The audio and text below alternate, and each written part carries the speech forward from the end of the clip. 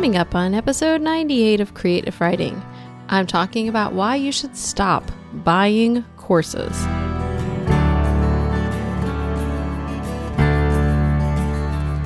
I can't go back to sleep, it's almost light. These restless thoughts have kept me up again tonight. Hello and welcome to Creative Writing. This is the podcast for writers, bloggers, and creatives, hosted by me, Kirsten Oliphant. Here we talk about building a platform without being smarmy. And if you're not sure what smarmy means, it's basically not doing things that feel gross and make you feel kind of like an icky salesperson or make other people feel like you're an icky salesperson. So authentic growth, selling products, doing things you love without feeling icky about it. That's what we're about. And today I am kind of piggybacking off of episode 96 where I told you to stop creating content. And so in just a second, I'm going to share a little bit about why you should stop buying courses and other resources. And there's a lot to this, so it's not just what you think.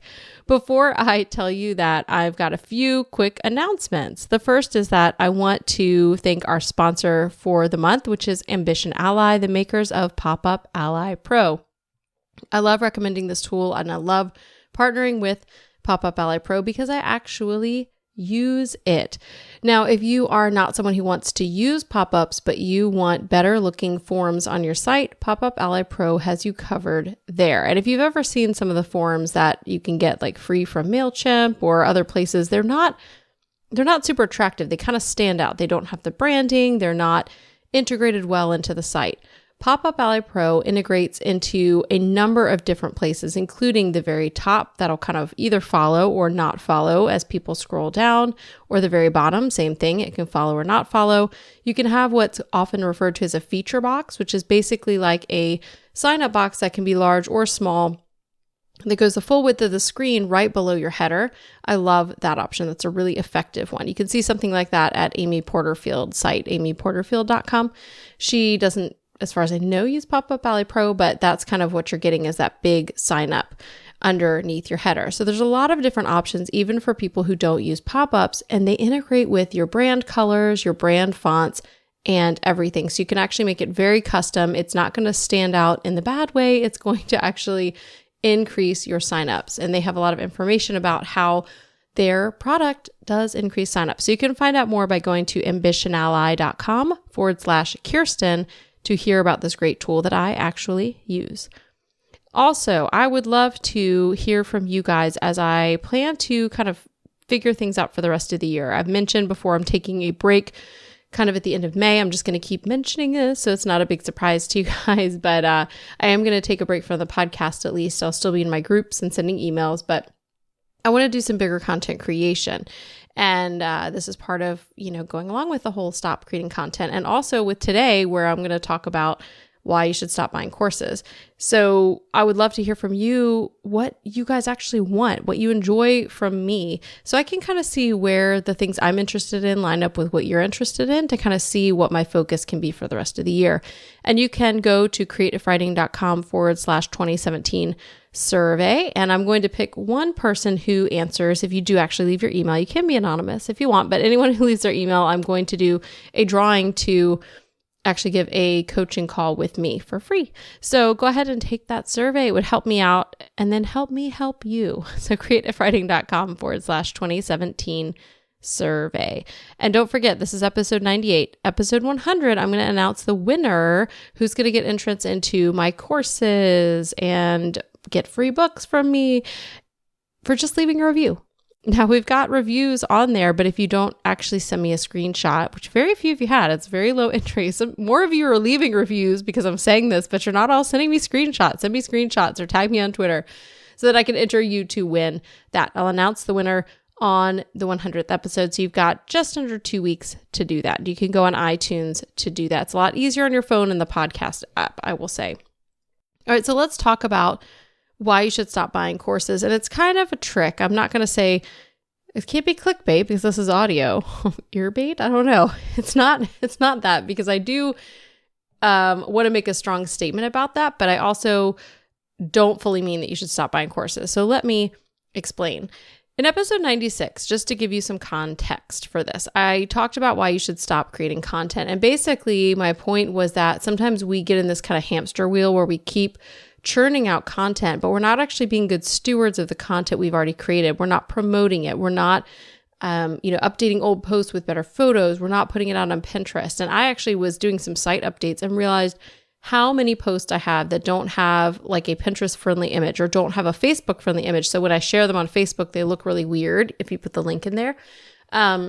Just so many links and so many posts that I've forgotten I'd even written that are like really good, like some really amazing recipes with great photos that I'm not sharing. They're not, scheduled to share. I'm not doing anything with them. I'm not putting that on Facebook. They kind of keep getting shared on Pinterest because that's how Pinterest works. But I'm not being a good steward of my content, and yet I keep creating new content that I'm also not a good steward. So I'm just kind of like a content hoarder because I like new shiny things. Are you with me on that? So my encouragement there was to be a good steward of the things you already have. And today I'm going to kind of echo that sentiment, but with buying courses and really other resources. So it's kind of ironic to talk about this, although someone's going to have to call me on this because now I feel like Alanis Morissette has totally ruined me for irony. I know the definition, but now when I say things are ironic, I'm like, but is it? I don't know if she ruined irony for anybody else, but yes, I find it interesting timing, I'll put it like that, that I'm talking about this when I'm also promoting the Profitable Blogging Summit, which in some ways is a big investment of time and money if you upgrade to the lifetime pass. And I do want you guys to come to the summit and also upgrade to that pass. So let me explain why I'm saying you shouldn't buy anything new. In the same way that sometimes we are kind of content hoarders, we just keep creating things, we can be hoarders of resources.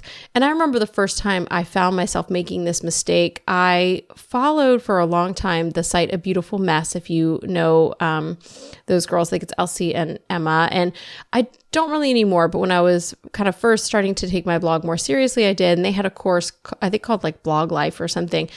And I bought it and completely forgot about it. And 2 years later, I don't even know how I remembered I had it, and they had changed platforms and I had to email somebody to get access, and then I still didn't do it. Like I still to this day have never once looked at it. And it wasn't super expensive because back then, $50 was a lot to invest in my blog because I wasn't really making money. I was doing some sponsored posts, but I wasn't making enough to really clear that kind of expense. So that was just a huge waste of money. It's probably still, I would probably have to email them again to get access because it's been 2 years since I emailed them for access. So it's like 4 or 5 years ago that I bought this course and never took it.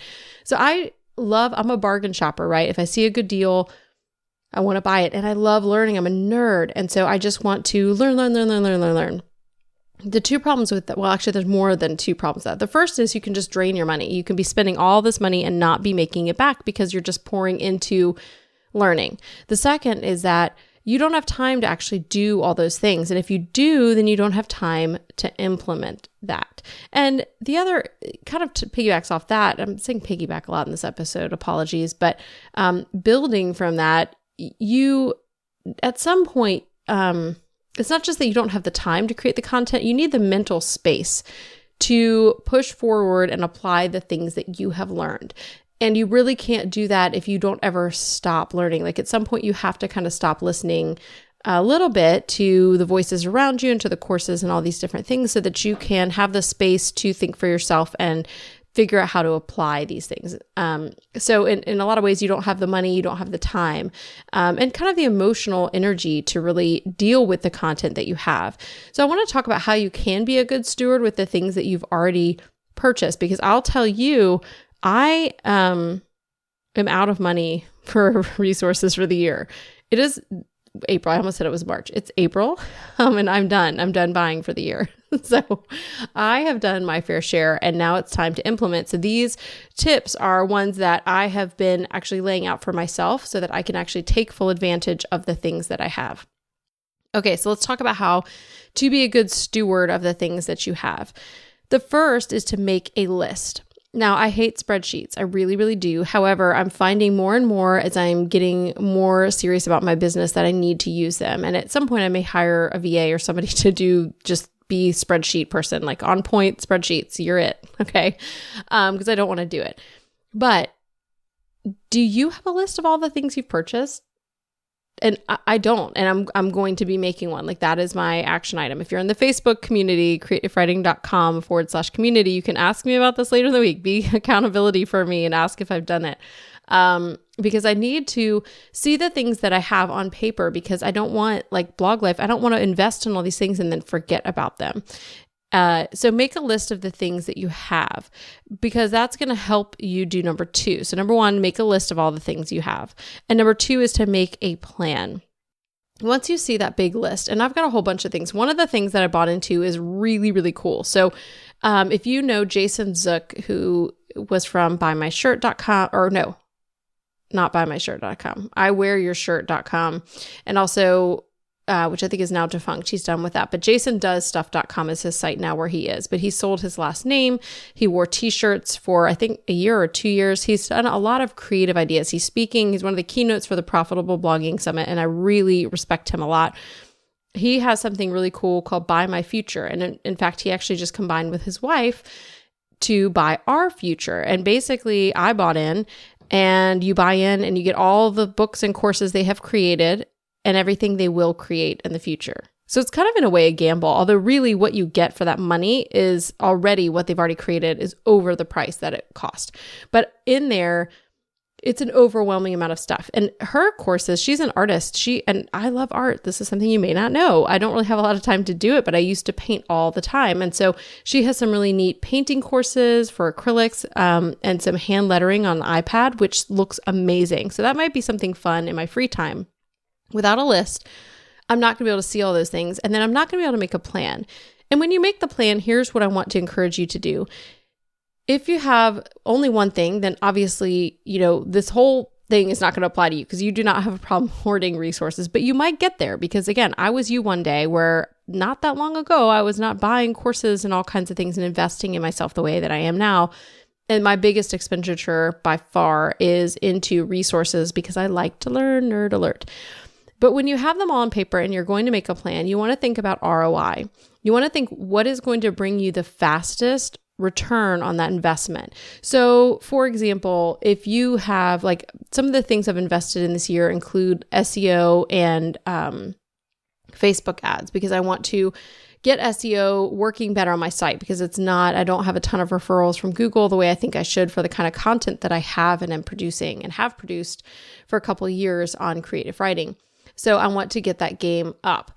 I also want to do Facebook ads. And that's something that I think I'm just at the point where I need to level up and do those. Now, either of those would be a good option over something like the hand lettering course that I just talked about, because the hand lettering course could be really fun. I could do something with that, but it's not directly impacting my business. Whereas once I master Facebook ads or start mastering, because it takes a lot of trial and error, even if you learn about them, I can have those running in the background, bringing in new subscribers daily. The same with SEO. The sooner I get things better fit for SEO on my site and getting results there, the more I'll have that passive traffic that I'm not constantly having to go out and promote because people are being brought to my site by Google search. So the things that are actually going to bring you results better, like if I get that SEO in place, that's really great. Now, if you can do something that's actually going to bring you an income. So like the Facebook ads, if I was running those to, a webinar and that webinar was selling things and I was actually making money every week with the Facebook ads, the return on that investment is a lot bigger than what I would see from SEO, right? SEO is going to bring me traffic, which is going to do lots of other things. But the Facebook ad, if I were running it to something that had to do with a paid product and was actually working and that funnel was working and bringing me in money, I would want to do that first, right? So that I'm going to be having, as I learn about SEO and get that locked on site on my site, I will be making money through the Facebook ads that I've already set up. So if that makes sense, if you can look at the things that you have, and maybe there isn't one that stands out right away, but if you can look at what would maybe bring you money first, or one that you kind of need to set up to set the framework up for doing the other things. So there may be a particular order, but make a plan that makes sense, either to bring you a return monetarily while you're working on all the other things, or that kind of makes sense in the overall framework of all the courses you have to take.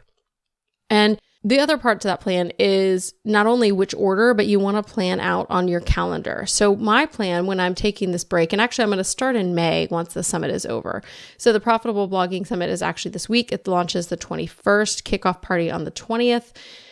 And after that next week, I'm really going to be free. I've been so busy interviewing and building pages and emailing people and putting things together and editing video that I just haven't been able to do anything else. So in May, I'm actually going to make a plan, and I'll be generous with myself and give myself maybe look at the courses I want to take, look at the order I want to take them in, and then give myself a week to 2 weeks for each one. So maybe in May, I'll do 2 courses, because most of the time these courses are not super intense. In fact, I tend to not buy courses if it's like 300 videos. I'm like, nope, I don't care about the price. I do not want to take 300 videos. Even 30 is a lot, unless they're very, very short, which I also think courses with shorter videos are better. When I see an hour-long video, I'm like, I don't have time for that, so I don't want to do it. Where if it's like 20-minute pieces, I can sit down and kind of do that. In fact, I've actually been taking some of these courses when I go to the gym, using them. Most of them have mobile-friendly sites,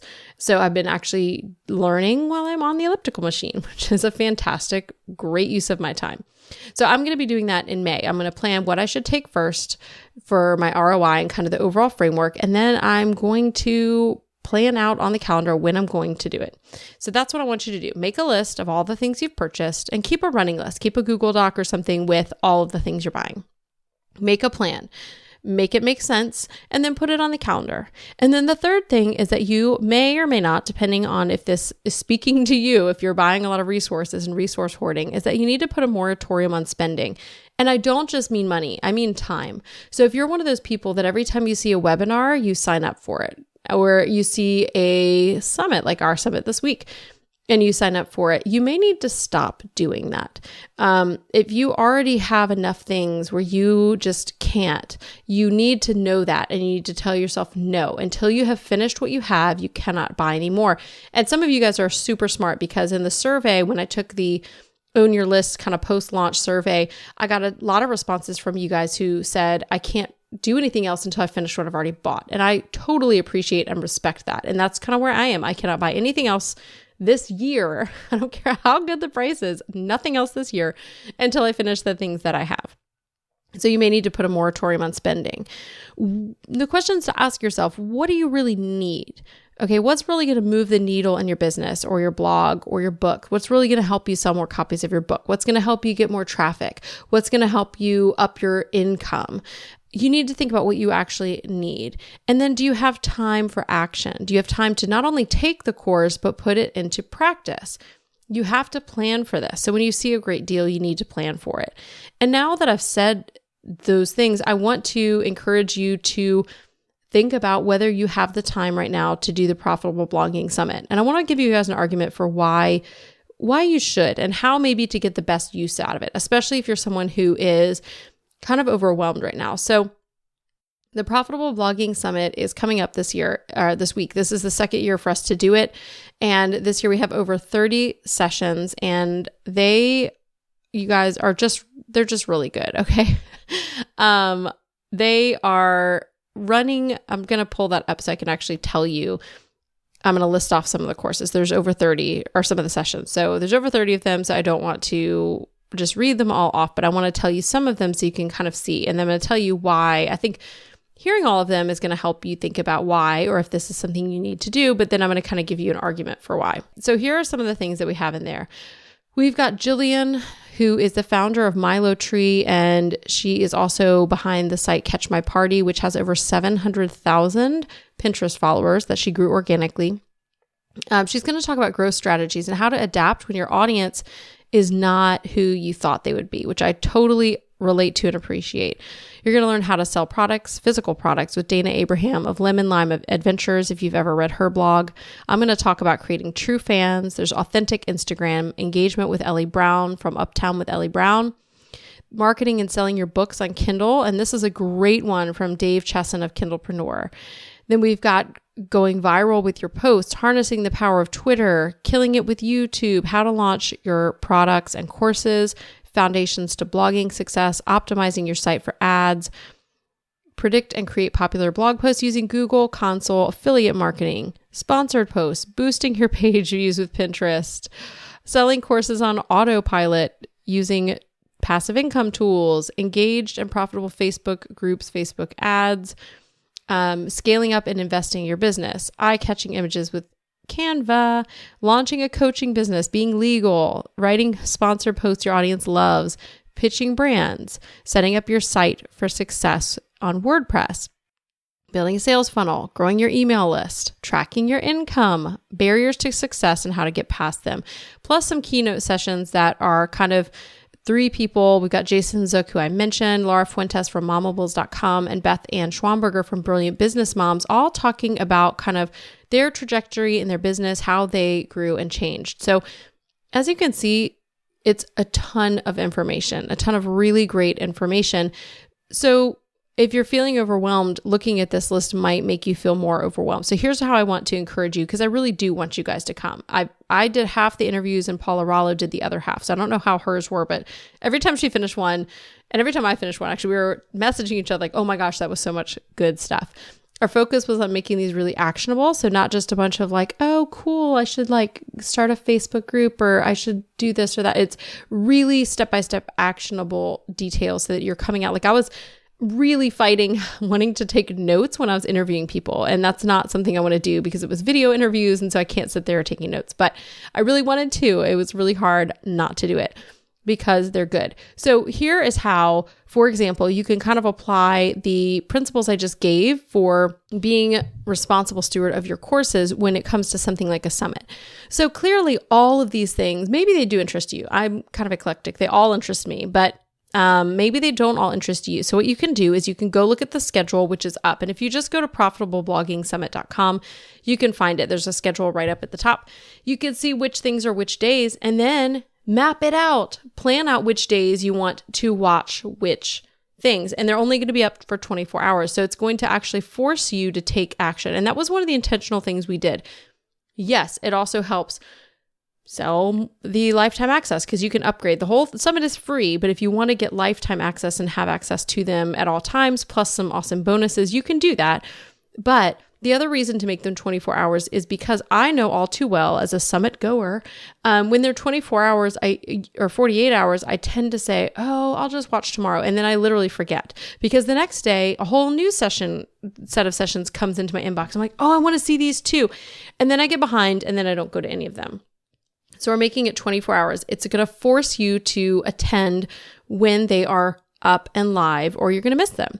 So that was the point, is we really want you guys to take action. Yes, we would also like to sell the lifetime passes. But again, we really talked about being intentional about making this all about action. And so we want you to do that. So keeping in mind those things, make a list of the sessions you want to hit. Make a schedule for the days that they're coming, and they're open all day. It's not like some of them, like at 11 o'clock in the morning, you can watch this one. No, they're all pre-recorded. So once that day is live, they're all live. Okay.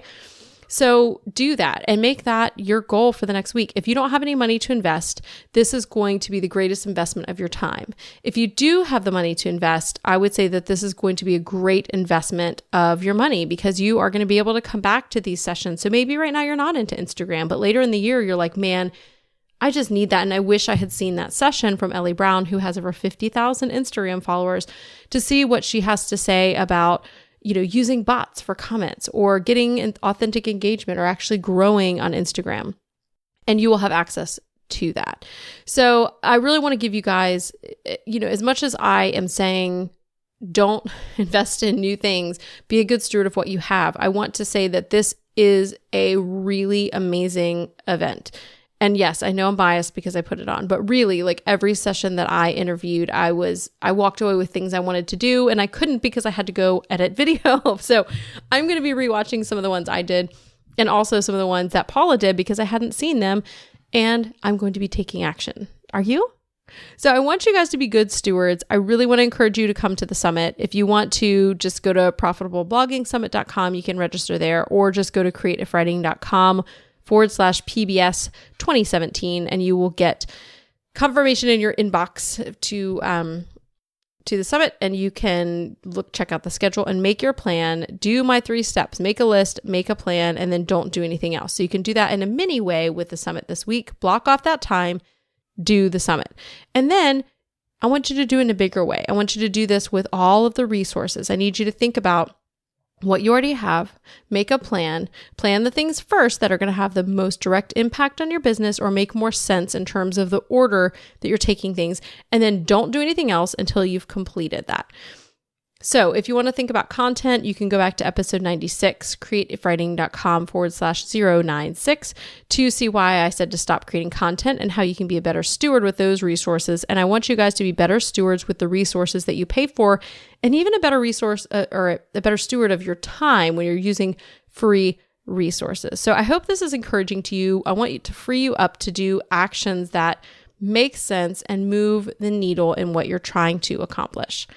Whew. That was a lot. I feel like I just preached.